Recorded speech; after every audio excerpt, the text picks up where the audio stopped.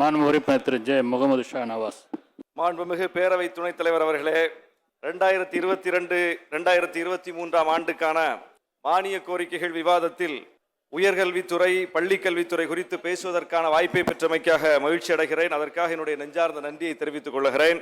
எங்களுடைய தலைவர் எழுச்சி தமிழர் தொல் திருமாவளவன் அவர்கள் ஒரு முறை சொன்னார், என்னை விட கல்வியில் ஒருவன் உயர்ந்தவன் இருக்கலாம், என்னை விட ஆற்றலால் ஒருவன் உயர்ந்தவன் இருக்கலாம், என்னை விட பதவியில் ஒருவன் உயர்ந்தவன் இருக்கலாம், ஆனால் என்னை விட பிறப்பால் ஒருவன் உயர்ந்தவன் இல்லை என்கிற தெளிவை நான் பெற்றிருக்கிறேன், அந்த துணிவை பெற்றிருக்கிறேன்.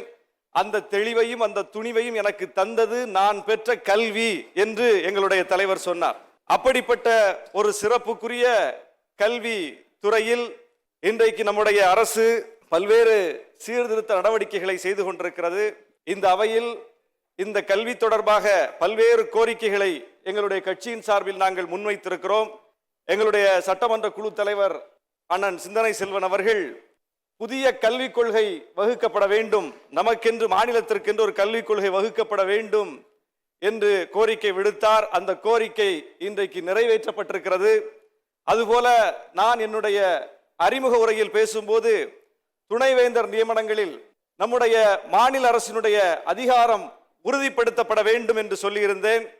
அதற்கு இந்த அரசு இந்த கூட்டத்தொடரிலேயே ஒரு தீர்மானமான முடிவை எடுக்கும் என்று அறிவிக்கப்பட்டிருக்கிறது. அதற்கெல்லாம் எங்களுடைய நன்றியை சொல்லிக் கொள்கிறோம். பினராயி விஜயன் அவர்கள், கேரள மாண்புமிகு முதலமைச்சர் அவர்கள், நம்முடைய முதலமைச்சருடைய திட்டங்களை நான் வழிமொழிகிறேன் என்று சொல்லுகிறார். இங்கே சிலர் சொன்னார்கள், திராவிட மாடல் என்றால் அது கும்மிடி பூண்டியை தாண்டாத மாடல், பெரியார் மண் என்றால் அது இந்த பெரியார் திடல ஒரு 2 கிரவுண்ட் இருக்கு அப்படின்னு ஏளனம் பேசியவர்கள் உண்டு.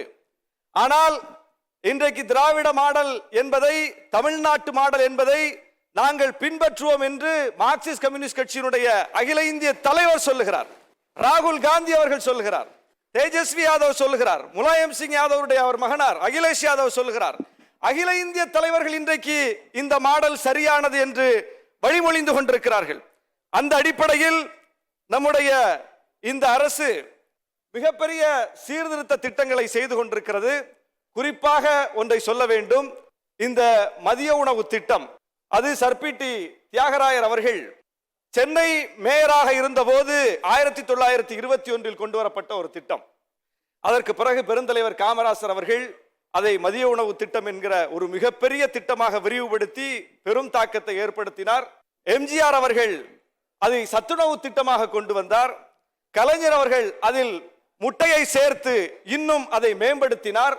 இப்படி தமிழ்நாட்டில் கல்விக்காக பிள்ளைகளை பள்ளிக்கூடத்திற்கு எப்படியாவது அழைத்து வந்து படிப்பை கொடுக்க வேண்டும் என்பதற்காக பல புரட்சிகரமான நடவடிக்கைகள் செய்யப்பட்டிருக்கிறது. அதனுடைய தொடர்ச்சி, அந்த வரலாற்றினுடைய தொடர்ச்சியை பார்க்கிறோம்.